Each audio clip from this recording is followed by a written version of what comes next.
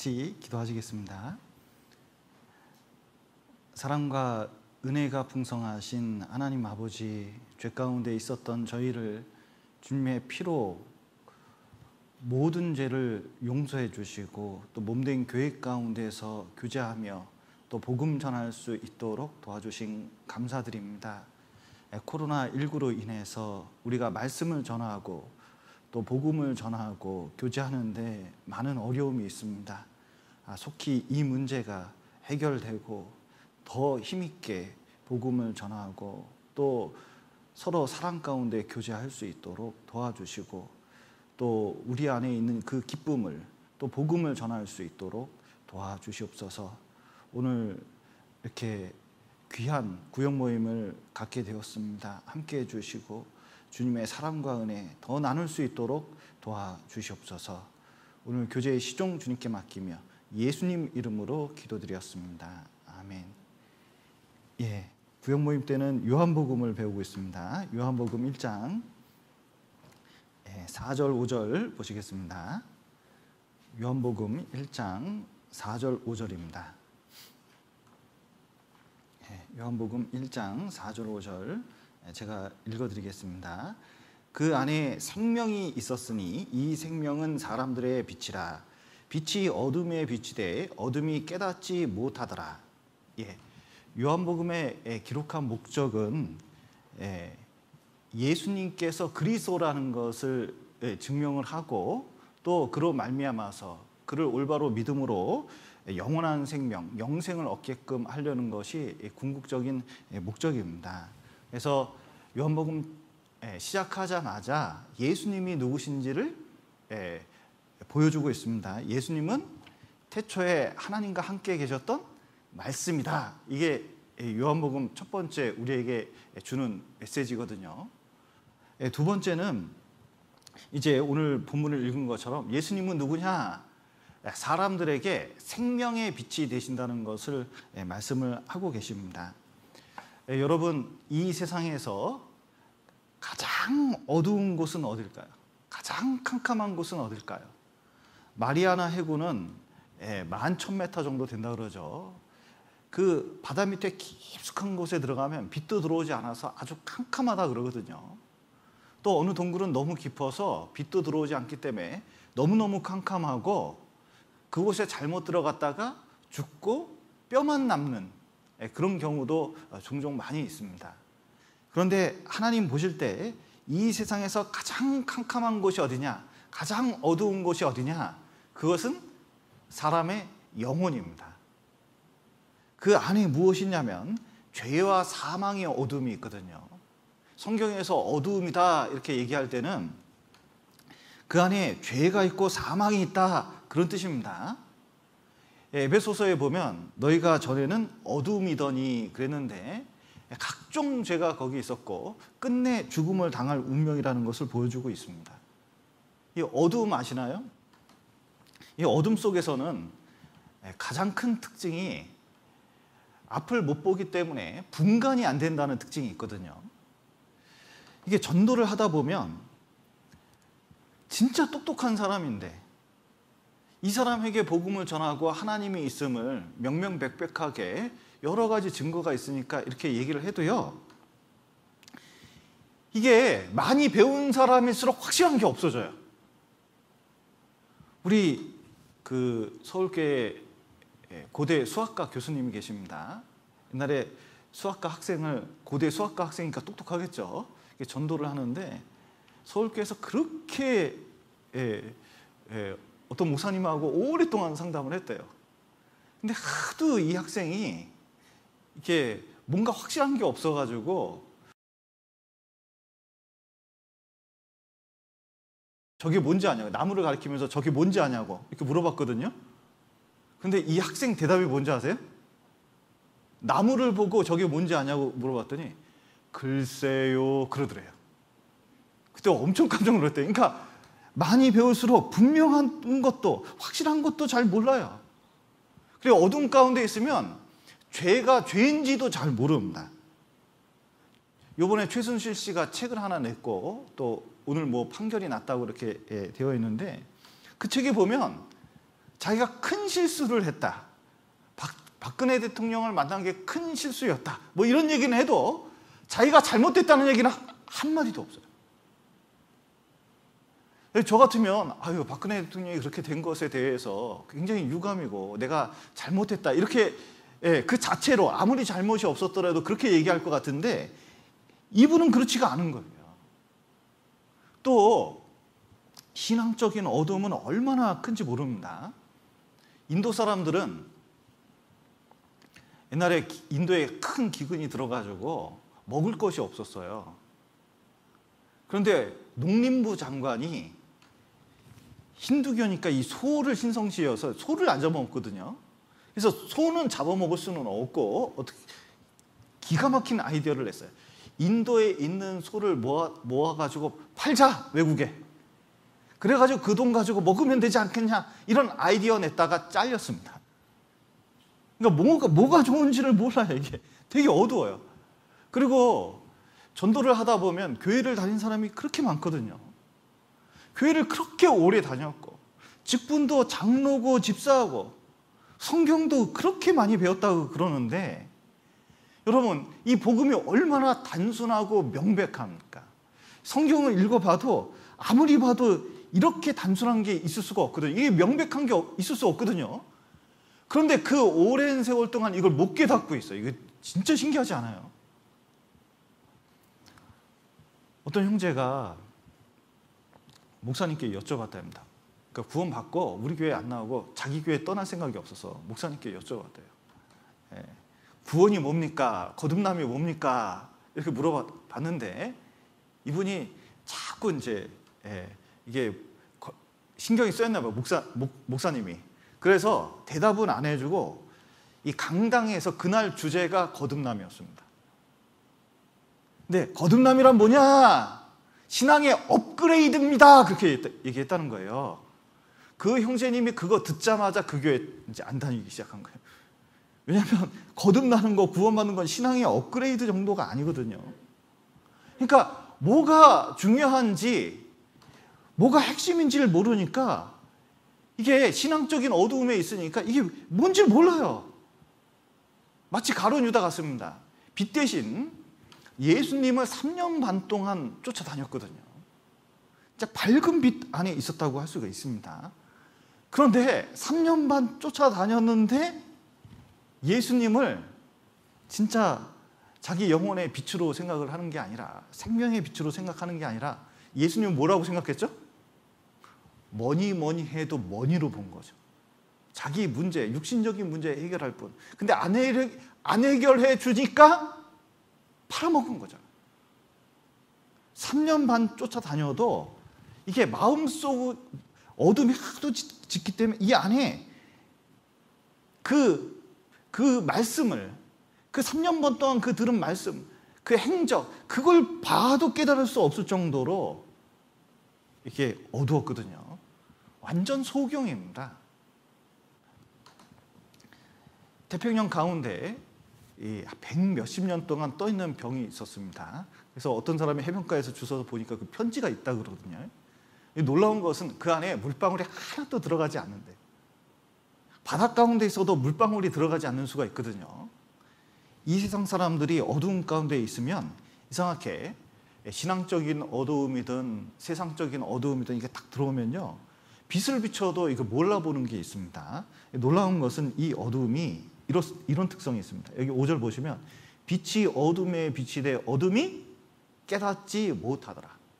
여기 깨닫지 못하더라, 이 원어를 살펴보면 그 깨닫지가 쉬운 말로 이기지 못하더라.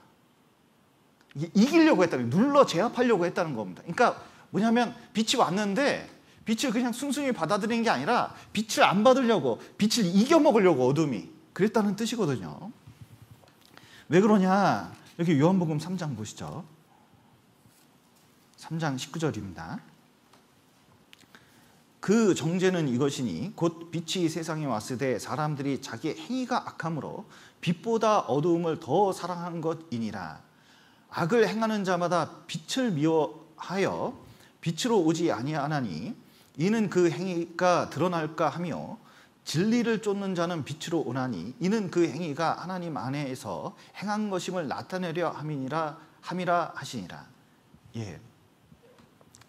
사람들이 놀라운 것은 어두우면 자기를 밝혀주는 빛을 좀 더 사랑하면 좋을 텐데 이상하게 더 빛이 비치는 걸 싫어하고 어두운 가운데 갑니다.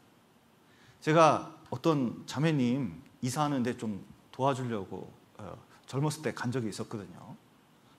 청년들이 가서 이렇게 짐을 옮겨주는데 냉장고 있잖아요. 냉장고를 탁 들어서 옮기는데 얼마나 깜짝 놀랐는지 그 냉장고 바닥 면적만큼 바퀴벌레가 있는데 그게 순식간에 퍼져가지고 내 발밑으로 후두두두두 지나가는데요. 아유 진짜. 근데 이 바퀴벌레 속도 보니까 너무 놀라요. 빛이 딱 켜지니까요. 후다다다다닥 막 움직이는데 얼마나 재빠른지. 왜 바퀴벌레가 이렇게까지 도망칠까요? 이유는 빛을 싫어하기 때문에 그렇거든요. 이 죄가 있는 사람, 어두움이 있는 사람, 이런 사람들의 특징이 뭐냐면 하나님께 오질 않고 죄 가운데 있기 때문에 이상하게 어두움을 더 사랑해요. 제가 여기 정읍천이 있지 않습니까? 밤에 이렇게 이제 운동할 때가 있는데 이 운동하다 보니까 정읍 내에서 진짜 큰 건물이, 대형 건물이 보이면 이거 무인텔이더라고요. 여기 얼마나 밤에 번쩍번쩍 하는지 몰라요. 얼마나 큰지 몰라요. 밤에 보면 그렇게 큰 건물이 있더라고요. 이 근처에. 그런데 그 곁을 이렇게 지나가다 보면 야, 거기에 그 헝겊 쪼가리 이렇게 쳐놓고요. 사람이 들어가는지 나오는지 쥐도 새도 모르게 만들어놨어요. 왜냐면 어둠을 사랑하니까 어두운 쪽, 안 보이는 쪽으로 가는 거거든요. 도둑은 경찰을 좋아할까요? 싫어할까요? 웬만하면 피하고 싶죠. 이상하게 죄된 인간, 사망에 있는 인간은 이 생명에 비친 예수님을 이상하게 싫어해요. 이상하게 싫어해요. 그래서 복음 전하고 말씀 전하면요, 다른 종교, 다른 사상 전할 때는요, 그거 잘 듣습니다. 뭐 TV에서 도울 선생님이 나오셔서 무슨 말씀한다면요, 뭐 대단한 선생님이 오셨다고 해서 그런 거 듣고, 뭐 누가 무슨 얘기하면요, 그런 건 잘 들어요. 그런 건 되게 관대합니다. 이상하게 하나님만, 예수님만, 말씀만 전하면 사람들이요, 이렇게까지 알레르기 반응을 일으킨다니까요. 교회도요, 이상해요. 우리가 정상적인 말씀을 전하지 않습니까? 이상하게 올바른 복음만 전하면 사람들이 민감해요. 이 말씀은, 이 복음은 빛의 특성을 가지고 있기 때문에 그렇습니다. 이 빛은 특징이 뭐냐면 하나님의 거룩을 드러내거든요. 그 거룩한 앞에서 사람들이 얼만큼 죄인인가를 나타내고 있어요.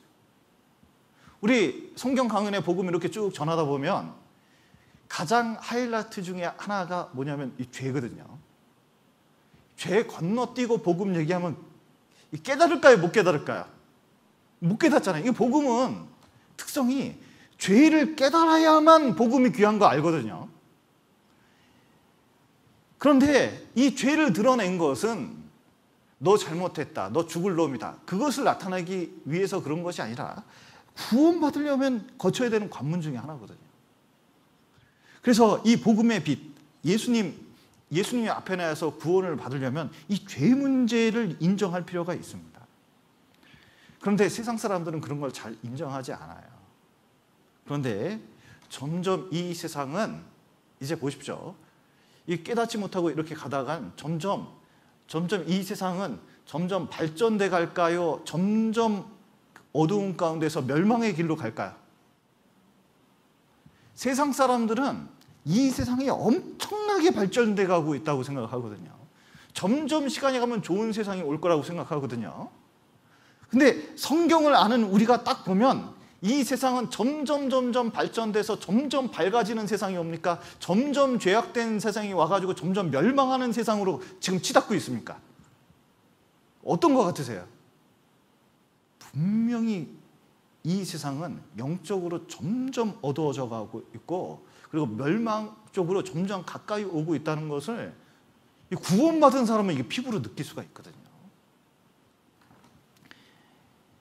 결국은 요한계시록에 보면 핵전쟁이 일어납니다. 핵전쟁이 일어나면 해 3분의 1, 달 3분의 1, 별 3분의 1이 침을 맞아가지고 어둡게 된다고 되어 있거든요. 그러니까 핵이 딱 터지면 얼마나 많이 터지는지, 이 구름이 있잖아요. 핵구름이 있잖아요. 핵구름이 딱 있으면 그 구름이 전 세계를 덮으면요, 낮에도 캄캄한 거예요. 그런 세상이 와서 멸망할 것을 말씀하고 있습니다. 그리고 그리고 이 세상 딱 끝나면 그들은 어디 가죠? 너무너무 뜨거운데 너무너무 캄캄한 지옥으로 들어가는 거거든요.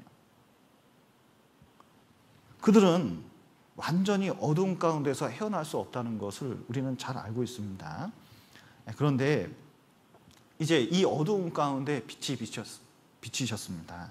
여러분, 이 어둠, 죄와 사망의 어둠을 이기는 방법은 뭘까?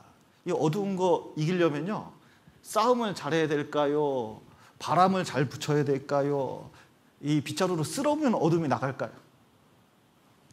아무리 어떤 방법을 쓰더라도 안 없어지거든요. 죄와 사망은 인간의 노력으로 해결되는 게 아닙니다. 아무리 똑똑해도, 아무리 과학이 발달하고 또 의술이 발달해도 그거 가지고 생명을 심을 수는 없는 거거든요. 이 죄와 사망을 이길 수 있는 게 아니거든요. 죄와 사망을 이길 수 있는 유일한 방법은 딱 하나밖에 없습니다. 이 죄와 사망의 어둠을 이기는 방법은 이 생명의 빛이 비치는 수밖에 없어요. 칠레죠. 칠레에 광부들이 있었습니다. 그런데 그 탄을 캐려고 700m 이하로 내려갔다거든요. 700m. 문경에 탄광촌을 전시해 놔가지고 한번 간 적이 있었거든요. 야, 탄광촌 대단하대요. 이 여름에 그 입구에 딱 들어가자마자 그 안에서 찬바람이 싹 나오는데 진짜 에어컨이 필요 없습니다. 굴이 그렇게 무섭더라고요. 거기가 한 700m 된대요. 그 안에 들어가면 들어갈수록 얼마 들어가지도 않았는데 이게 한기가 느껴져요, 그 굴이. 그리고 이 탄광 700m 내려가는 그 엘리베이터가 있는데 내려가지는 않고 이렇게 시뮬레이션 해놨어요. 그래서 타면은 꼭 내려가는 것 같아요. 근데 얼마나 한참 동안 내려가는지 몰라요.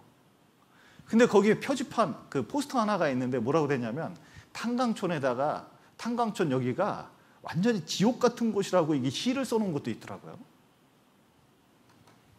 근데 33명이 그 밑으로 내려갔는데 굴이 무너졌어요. 이게 33명이 모여가지고 비스켓 하나, 우유 하나, 그리고 석유 요만큼 가지고 물 요만큼 가지고 생활을 하는데 순서 정해서 우유 조금씩 먹고 어떤 사람은 탈라서 뭐 난리가 나고 시간 지나니까 너무 배고프고 어둠 때문에 자기가 어떻게 할지 몰라가지고 환각에 미쳐가지고 날뛰는, 악마가 보인다고 날뛰는 사람도 있고, 그리고 식량이 떨어지니까 이 사람들이 고민을 했답니다. 결국 식량이 떨어지고 이제 다 떨어졌고 이제 좀 있으면 뭘 먹어야 되는데 어떡할 거냐, 그럼 누구 하나를 죽여야 되나, 그 생각을 하고 있었대요. 그럴 때 멀리서 탕탕탕탕 소리가 들렸답니다. 그게 자기를 찾고 있는 소리예요. 그리고 17일 만에 갑자기 위에 돌이 두두두두 떨어지더니 빛 하나가 쫙 들어오는 거예요. 드릴로 뚫었습니다. 그래서 이렇게 거기에 내시경 같은 게 있어가지고 그걸 보고 있는 거예요. 거기다가 뭐 했냐면 우리는 살아있다고 쪽지를 하나 딱 붙여서 올렸더니 세계가 난리가 났습니다. 그래서 어떻게 구할 거냐, 700m 있는 사람들을 세계에 있는 모든 공학자와 전문가들이 다 달려 들어가가지고 이렇게 조그만 엘리베이터, 로켓탄 같은 엘리베이터 만들어가지고 한 명씩 다 구원해가지고 69일 만에 구원한 일이 있거든요. 죽을 수밖에 없었던 그 사람들에게 그 드릴을 뚫고 들어온 빛 한 줄기가 그들에게 생명의 빛이 된 겁니다. 마치 예수님께서 이 땅에 오셔서 이 구원의 말씀을 보낸 것은 이 어두운 영혼에 이게 한 줄기 빛이 되는 거거든요. 태초에 하나님이 맨 처음에 하신 일이 뭐죠? 빛이 있으라 하셨거든요. 어떤 분은 그것을 잘못 읽더라고요. 빛이 있으라 해서 채무를 줬다고 얘기한 사람도 있는데 그런 얘기가 아닙니다. 빛이 있으라 했는데 이 빛이 있었습니다. 그랬더니 어떻게 되냐면 혼돈하고 그리고 흑암의 깊음에 있는 거기서 이제 정리가 일어났습니다. 궁창 위의 물과 궁창 아래의 물, 그리고 육지와 바다가 나뉘었잖아요. 이게 무슨 뜻이냐면 분별이 될 것을 보여주고 있는 거예요. 분별이 돼. 구원을 받으면 어떤 게 진리인지 진리가 아닌지, 어떤 게 복음인지 복음이 아닌지, 신앙생활을 어떻게 해야 되는지 말씀을 읽으면 복음 때문에 이게 샥 갈리거든요. 그 다음에 뭐가 있죠? 나무가 내고 그리고 물고기가 있고 새가 있고 수많은 가축이 있는데 생명의 역사가 쫙 일어나는 겁니다. 빛이 있은 다음에 그 일이 일어나는 거거든요. 여러분, 이 세상에 많은 사람들이 이 빛이라고 주장하는 것들이 많습니다. 어떤 캠브리지에서 그 공부한 과학자가 와가지고 강연하는 걸 들었거든요. 제가 그 생명에 대해서 뭐 강연하는 걸 이제 좋아해서 도대체 이 사람들은 어떻게 얘기하나 이렇게 들어볼 기회가 있었는데, 과학이 빛이래요. 과학이 인류를 구원할 거라고 아주 떵떵거리더라고요. 여러분, 과학 때문에 코로나19가 더 발생했는지도 몰라요. 과학 때문에 인류는 망할 거라고 성경은 말합니다. 핵 때문에 망할 거거든요. 요즘은 또 철학 같은 게 강연이 많아가지고 사람들이 그것에서 무슨 인생의 문제를 해결할 수 있는 것처럼 얘기하는데 그것도 인생의 빛이 아닙니다. 많은 사람은 지금 돈이 인생의 문제를 해결할 것 같지만 그렇지 않아요. 돈 때문에 깔려 죽는 사람도 있어요. 돈 때문에 문제 생기는 사람도 있어요. 히틀러나 일본 천황이나 네로 같은 사람이 자기를 뭐라 그랬는지 아세요? 자기를 빛으로 얘기해요. 세상의 빛이다 이렇게 얘기한 적이 있었거든요. 근데 그 사람들이 한 짓이 뭡니까? 사람 죽이는 일이었거든요. 절대로 그 사람들은 생명의 빛이 될 수가 없었습니다. 유일한 생명의 빛은 예수님이고 그리고 복음이고 그리고 말씀이라고 말씀드릴 수 있습니다. 여기 다시 요한복음 1장 4절 한번 보시면, 무엇이 우리의 생명이 되는지 생각해 봐야 되는 4절. 그 안에 생명이 있었으니 이 생명은 사람들의 빛이라. 자, 여기 그 안에, 이 그 안에가 과거의 번역본에 이렇게 보면 생명이 말씀 안에 있었으니 이렇게 번역됐습니다. 그러니까 말씀 안에 생명이 있다. 태초에 말씀이 있었는데 그 말씀 안에 생명이 있고 그 말씀은 예수님이었거든요. 옛날에 공자님이 조문 도면 석사도 가이다 그랬거든요. 아침에 도를 깨달으면 저녁에 죽어도 좋다. 이게 무슨 의미에서 이렇게 말씀하셨는지 모르겠지만 이 말을 적용할 수 있는 유일한 대상은 그리스도인밖에 없습니다. 이 구원 받으면요, 복음 딱 깨달으면 여러분 그날 죽어도 천국이기 때문에 그런 대로 괜찮은 사람이 그리스도인이에요. 세상 사람은 죽으면 지옥 가기 때문에 그럴 수가 없는 거예요. 여러분, 말씀의 생명이 있는 겁니다. 너희가 거듭난 것이 썩어질 씨로 된 것이 아니요 썩지 아니할 씨로 된 것이니 하나님의 살아있고 항상 있는 뭐로 되어 있다고요? 말씀으로 되어 있다. 말씀이 씨가 돼가지고 내 향에 탁 심기면요, 거기서 뭐가 나오냐면 영원한 생명, 영생의 말씀, 영원한 생명이 나와서 완전히 구원이 이루어지면 이 안에 영원한 생명이 심기는 거예요. 그래서 여기서 말하는 생명은 영생입니다.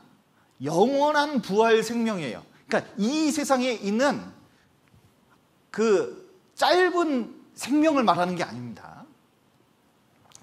옛날에 무슨 영화인지 제가 그 기억이 안 나는데 죽어도 사는 여자 그런 영화였던 것 같아요. 근데 어떤 여자들이 생명샘이 있다고 해서 영원한 생명 산다 그래서 막 찾으러 다니다가 우연히 거기를 발견해서 생명샘물을 딱 먹었습니다. 그리고 영원히 살게 됐는데 영원히 사는데 어떻게 하냐면 이게 마네킹처럼 돼가요. 뻣뻣해져요. 그래서 누가 이렇게 툭 부러지면 다시 테이프 같은 걸로 붙이면서 살아야 돼요. 눈 돌아가면 이거 다시 그리고 그래야 돼요. 영원히 사는데 그렇게 살고 싶습니까? 차라리 죽는 게 낫겠습니까? 여러분, 지금과 같은 상태, 딱 이 상태에서 영원히 산다 그러면 여러분 영원히 살겠습니까? 차라리 언젠가 죽는 것 차라리 낫겠습니까? 예, 여기 젊은 사람들은 좀 괜찮을 것 같고 연세가 많이 드시면 좀 곤란할 것 같고 그러잖아요. 근데 이 세상에 있는 그 생명이 영원한 생명이 아니라 하나님께서 말씀하시는 것은 진짜 이 영원한 천국에서 영원한 영광을 누리는, 영원히 기쁨 있는 그곳에 누리는 그 멸망하지 않는 생명을 말하고 있는 겁니다.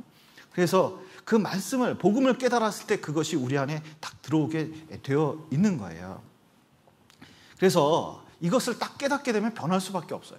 사도 바울 보십시오.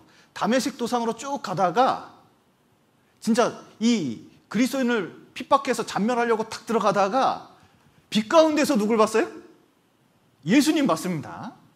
사울아 사울아 내가 어찌해서 나를 핍박하냐 이렇게 이제 질문하니까 주여 뉘시오니까 나는 내가 핍박하는 예수니라 이렇게 말씀하셨잖아요. 예수를 직접적으로 핍박한 적은 없었는데 그리스도인들, 교회를 핍박하는 게 예수님 핍박하는 거잖아요. 근데 빛 가운데서 그걸 탁 본 다음에 눈이 멀었습니다. 아나니아 가서 눈에 있는 비늘 같은 거 하나를 딱 띄웠는데 그때부터 좀 보이기 시작했거든요. 그 다음부터 제대로 보는 거예요. 여러분, 구원을 탁 받으면 진짜 빛을 본 거나 똑같습니다. 그리고 하나님 말씀 때문에 모든 게 밝아져요. 모든 게 알게 돼요. 여러분, 천국이 있는 거, 천국이 확실히 있을까요? 좀 희미합니까? 좀 확실히 믿어지시죠? 예, 이게 말씀, 복음 딱 깨달아지면요, 이게 점점 분명해지는 거예요. 이거 확실합니다. 예수님 오시는 거 이거 확실할까요? 불확실할까요? 여러분, 이 세상이 점점 이러다가 멸망으로 가는 게 이게 확실할까요? 불확실할까요? 구원받은 사람은 이게 빛으로 보는 것처럼 확실한 게 많아요. 인생의 문제가 확실한 게 많습니다. 그런데 이 빛을 받지 않으면 구원받은 사람도 이게 헤맬 수가 있는 거거든요. 자, 보십시오. 생명은 빛을 받아야 역사하는 겁니다. 제가 주일날 장인어르신 오셔가지고 같이 케이블카를 탔습니다. 사실 여름에 케이블카 타는 게 조금 그러긴 한데 이 밑에 봤더니요, 진짜 여름에 딱 보니까 너무 깜짝 놀랐어요. 이 밑에 있는 나무들이 어떤 모습을 하고 있냐면 햇볕을 향해서, 그 뜨거운 햇볕을 향해서 쫙 나무잎 펼쳐가지고 이 햇볕을 하나라도 더 받으려고 쫙 받고 있는데 모든 나무가 그러니까 그 빛이요 생명으로 막 넘치는 거예요. 막. 그런데 구원받은 사람도 이 빛이신 그리스도, 그리고 빛이신 말씀, 이 빛인 이 복음, 그 가운데 있으면요, 이게 쭉 힘을 받으면 이게 이 힘이 생기게 돼 있습니다. 이 구원받은 사람, 이 생명이 있기 때문에 그래요. 근데 제가 오다가 여기 노란 꽃이 있거든요. 너무 예뻐가지고 하나만 자르자 그래서 톡 잘랐습니다. 그런데 이렇게 있다가 오다가 벌레 있을 것 같아가지고 이렇게 이제 밖에 놨거든요. 햇볕이 쫙 쬐었습니다. 요거 바로 어떻게 됐을까요? 바로 말라서 죽어버린 거예요. 자, 보세요. 생명이 있는 사람은 햇볕이 어떻게 돼요? 이게 생명이 되는데 생명이 잘린 사람은 이 빛 자체가 뭐가 돼요? 이게 심판이 되는 거예요. 결국은 이 복음을 거부한 사람들은 결국은 그렇게 멸망할 수밖에 없습니다. 그런데 예수님께서 우리 보고, 구원받은 우리 보고, 이 빛을 받은 우리 보고 뭐라고 하시느냐? 여기 마태복음 5장 보시죠.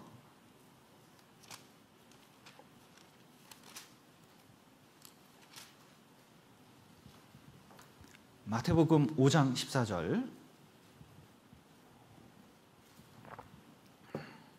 5장 14절 제가 읽겠습니다. 너희는 세상의 빛이라. 산 위에 있는 동네가 숨기지 못할 것이요. 자, 너희는 세상의 빛이다 그랬거든요. 여러분, 이 코로나 시대에 세상이 너무 참 그 어려움이 많이 있습니다. 그런데 이 문제를 해결하고 세상에 답이 되는 게 무엇일까요? 과학이 그렇게 될 수 있을까요? 백신이 그렇게 될 수 있을까요?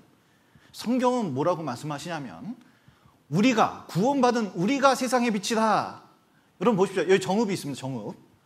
이 정읍에 이 수많은 영혼들이 있고 수많은 사람들이 있는데 그 사람들의 빛이 누구예요? 그 사람들의 빛이 누굽니까? 바로 우리가 세상의 빛이거든요. 우리가 정읍의 빛이라고 할 수 있습니다. 그렇기 때문에 빛을 어떻게 비추느냐에 따라서 그들이 구원받을 수도 있고 구원 못 받을 수도 있고 그래요.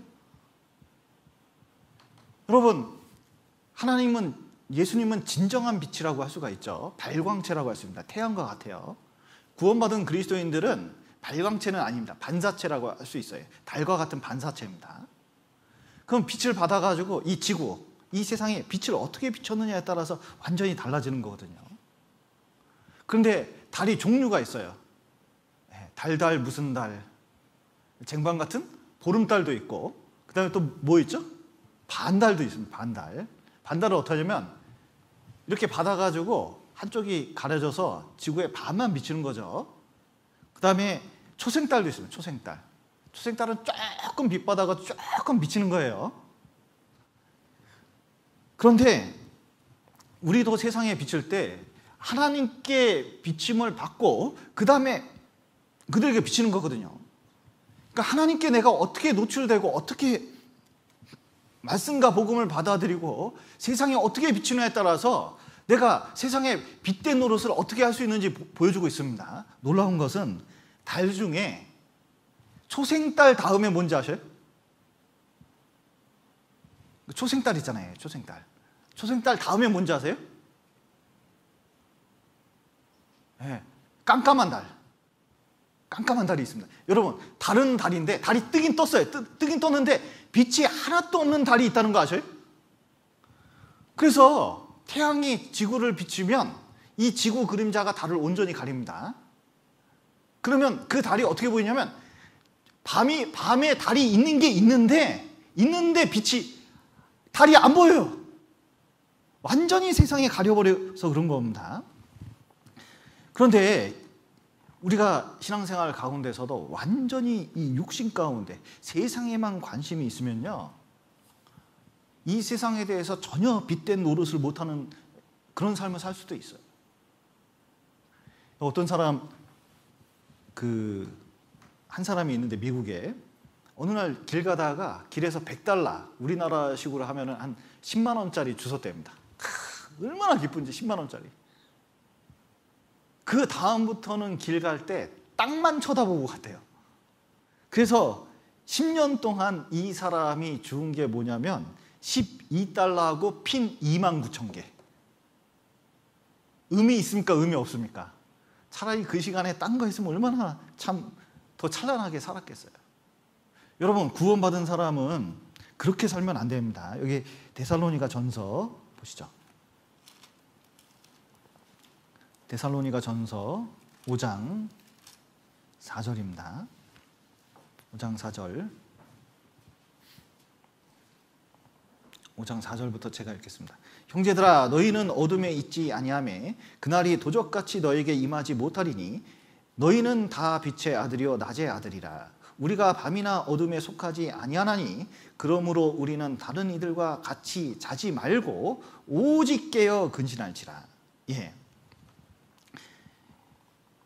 우리는 빛이기 때문에, 어둠에 속하지 않았기 때문에, 빛의 아들이고 낮의 아들이기 때문에, 자, 이제 지금 자면 안 되고 깨어서 근신하고 신앙의 잠에서 일어날 때가 됐다. 자면 안 된다. 이게 무슨 뜻이죠? 자, 이게 자다가 일어났습니다. 아침에 좀, 여러분 잠은 낮에 잡니까? 밤에 잡니까? 혹시 이게 밤낮이 뒤바뀐 분도 계신데, 자, 이게 자다가 탁 일어나면 자다가 깨었습니다. 그 다음부터 뭐 하죠? 뭐 합니까? 당연히 일어나서 세수하고 뭐 이렇게 좀 정돈하고 그 다음에 옷 입고 활동을 하잖아요. 이 구원받은 사람도 신앙의 잠을 자다가 이거 깨어 근신하라, 이게 무슨, 깨어나라, 이게 무슨 뜻이죠? 좀 복음 좀 전해라, 말씀 좀 전해라. 빛된 노릇을 해라. 그리스도를 전해라. 그런 뜻이거든요. 그런데 마지막 시대의 사람일수록 잠을 자는 경우가 많아요. 성경에 보면, 누가복음에 보면 노아가 방주 들어가던 날까지 사람들이 뭐 하냐면 먹고 마시고 장가 들고 시집 가더니, 자, 먹고 마시고, 야, 맨날 오늘 뭐 먹을까, 내일 뭐 먹을까, 먹을 거 걱정하죠. 또 자식 이렇게 키우는데 시집 가고 장가 보내고 이거 얼마나 신경 쓰는지 몰라요. 롯의 때와 같으리니 사람들이 먹고 마시고 사고 팔고 경제적인 문제, 이거 신경 많이 쓰잖아요. 그 다음에 심고 집 짓더니, 정읍에 오니까 이게 이 말씀이 이해가 되더라고요. 심고 요번 주 뭐 심을까? 고구마 심을까? 배추 심을까? 이거 걱정하잖아요. 그리고 집 짓더니 이 집 문제, 요 앞에 있는 그 아파트에요, 얼마나 사람들이 입주를 하는지, 사람들이 온갖 관심이 거기에 있거든요. 그러면서 마음이 둔해진다고 성경이 말씀합니다. 마음이 둔해져요. 무감각해지는 겁니다. 개구리 요리 아셔요? 프랑스의 고급 요리 중에 개구리 요리가 있답니다. 여기 알콜 램프를 이렇게 해놓고 위에 개구리를 한 마리 탁 놓고, 미지근하면 이게 개구리가 수영을 쫙 하다가 파닥파닥 하다가 미지근해지면 이게 뜨거운 물에 들어간 것처럼 서서히 퍼지기 시작한대요. 그러니 많이 뜨거워지면 이게 팍 하더니 나중에 익어서 죽어가는 것도 모른대잖아요. 우리가 세상 것에 너무 신경 쓰다면 진짜 중요한 게 뭔지 모를 수 있어요. 마치 요나처럼. 요나는 아시리아 사람들 너무 미웠습니다. 저 인간들, 니느웨 사람들, 사람들 이스라엘 사람 죽이면 목 따서 죽여버리고, 피부 뺏겨서 죽이고, 팔다리 잘라서 죽여버리고, 진짜 인간 같지도 않은 사람들, 저 사람들. 그런데 하나님이 어느 날 니느웨에 가서 이 말씀을 전파하라 그러니까요, 니느웨 죽기보다 싫은 거예요. 내가 아무리 그렇지 저 아시리아 사람들 저것들한테는, 근데 하나님이 또 하필이면 나한테 어떡하지? 고민을 하다가 그래, 모른 척 가버리는 거야. 그리고 어디 가면 요빠, 우리 식으로 하면 부산, 인천 뭐 이런 데 간 거거든요. 또 마침 다시스로 가는 배가 있었어요. 이 다시스, 그 당시에 제일 먼 데가 스페인이라고 생각했거든요. 딱 타자마자 성과를 줬습니다. 뭐 여태까지 모았던 돈 그냥 바로 줘버리고 표 비싸도 딱 사버린 거죠. 그리고 바로 배 위에 가서 구경하는 게 아니라, 배 위에서 구경하면 얼마나 멋있겠습니까? 배 출발한 것도 멋있을 거고, 바로 배 밑창에 들어가 가지고 깜깜한데 무조건 잤어요. 무조건 굴굴 잤습니다. 이게 자는데 자다가 깰 수도 있잖아요. 깨면 어떻게 해요? 이러면 안 되지, 더 자. 그래서 그 세상에 이런 말이 있습니다. 자는 사람은 깨울 수 있지만 자는 척하는 사람은 절대 깨울 수 없다. 이런 말이 있더라고요. 이게 진짜 이게 일부러 자는 사람은 어쩔 수가 없어요. 신앙생활을 하면서 이 육신에 빠져도 일부러 육신에 알면서 빠져들어간 사람, 이 사람 어떻게 할 수가 없어요. 되지기 않습니다. 그런데 하나님이 가만히 있는 분이 아니죠. 자, 이 배 얼마 가니까 이제 요나는 어느 정도 성공했다고 생각을 했는데, 자, 하나님은 어떻게 되면 풍랑을 일으켜가지고 배 흔들어 버렸어요. 배 흔들어 버려도 요나 어떻게 해요? 일어나면 안 돼. 꿋꿋이 자요. 막 멀미가 일어나도 막 흔들어서 일으켜 세워도 막 그대로 자는 거예요. 그런데 이 사람 누가 깨웠는지 아세요? 요나?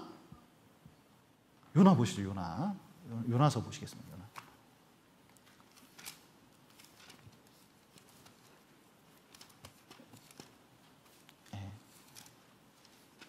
아모스 요나죠. 1287페이지, 구약성경 1287페이지, 요나서 1장 5절부터 제가 읽겠습니다. 사공이 두려하여 각각 자기의 신을 부르고 또 배를 가볍게 하려고 그 가운데 물건을 바다에 던지니라. 그러나 요나는 배 밑층에 내려가서 누워 깊이 잠이 든지라. 선장이 나아가서 그에게 이르되, 자는 자여 어찌 미뇨? 일어나서 내 하나님께 구하라. 혹시 하나님이 우리를 생각하사 망하지 않게 하시리라 하니라. 자, 보십시오. 지금 요나 누가 깨웠어요? 아니, 배 깨져가지고 지금 망하게 생겼는데 그래서 이거 보니까요, 보통 폭풍이 아니에요. 분명히 뱃사람이라 폭풍이 날 그런 시점이 아닌데 이런 폭풍을 만난 것은 이게 신이 진노해서 그렇다는 거예요. 그래서 선원들이 각기 자기 신을 부르면서 살려달라고 그렇게 애를 썼습니다. 막 살려달라고. 그런데 보니까 아직도 안 그치는 거예요. 그러면 안 빈 사람이 있다. 누구냐? 야, 이 난리통에 잠자고 있는 사람이네. 저 배 밑창에. 선장이 와서 깨웠어요. 그리고 얘기를 했습니다. 예. 자는 자여 어찌미뇨, 일어나서. 이 사람이 하나님 믿고 있는 줄 알았어요. 내 하나님께 구하라. 참 이게 신기한 일이에요. 이게 전도하다 보면 이방인이 이 세상 깨질 걸 알고 그리고 심각하게 생각하는 사람 얼마나 많은지 몰라요. 야, 진짜 말세가 몇 초 안 남았다.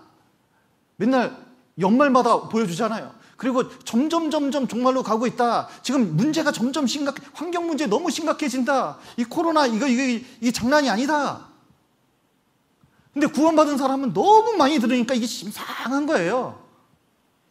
지금 당장 내 문제만 생각하고 있는 경우가 많거든요. 근데 오히려 우리에게 얘기하는 경우가 있어요. 이거 자고 있으면 어떡하냐. 이거 구해야지. 여러분, 이방인들하고 요나하고 같은 배 타고 있잖아요. 이 지구회에 여러분, 코로나가 이방인만 코로나 당하고 구원받은 사람은 안 당하고 이런 게 아니잖아요. 경제적인 문제 있으면 똑같이 당하고 똑같은 공동체거든요. 그리고 그들을 구원할 수 있는 그 복음을 가진 것은 우리거든요.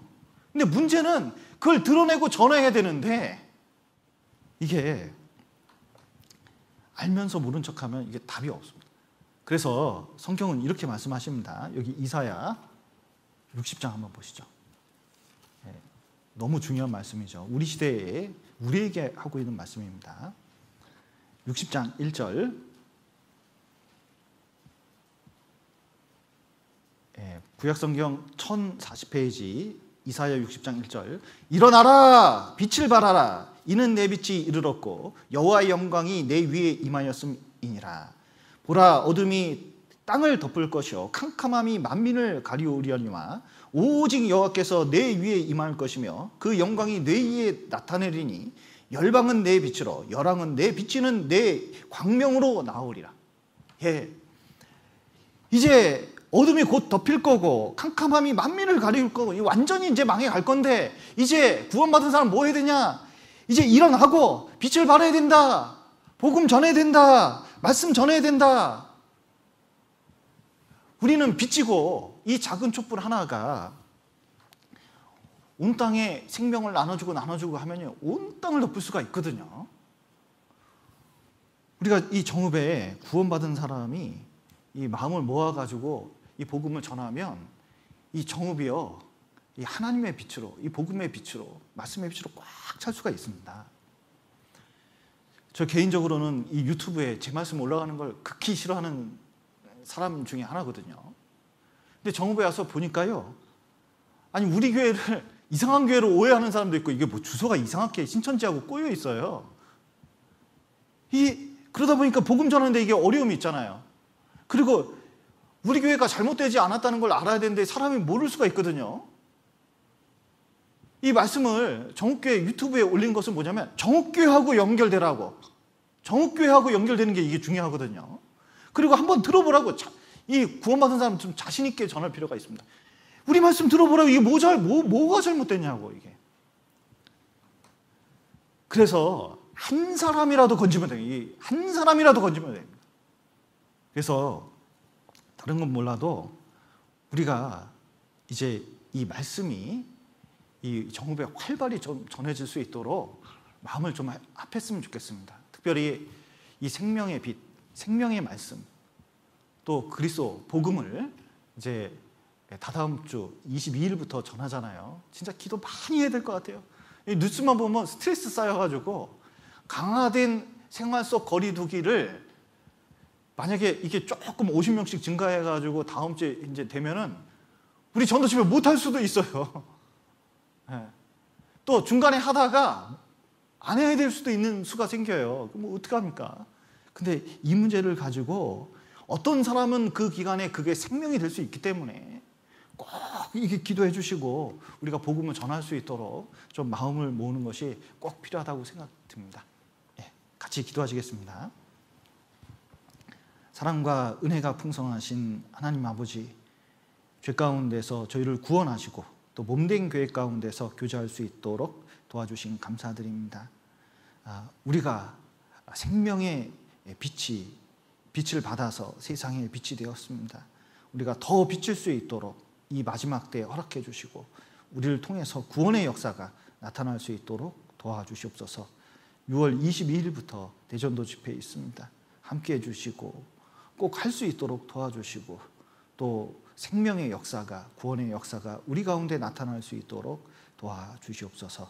귀한 시간 허락하신 감사드리며 예수님 이름으로 기도드렸습니다. 아멘.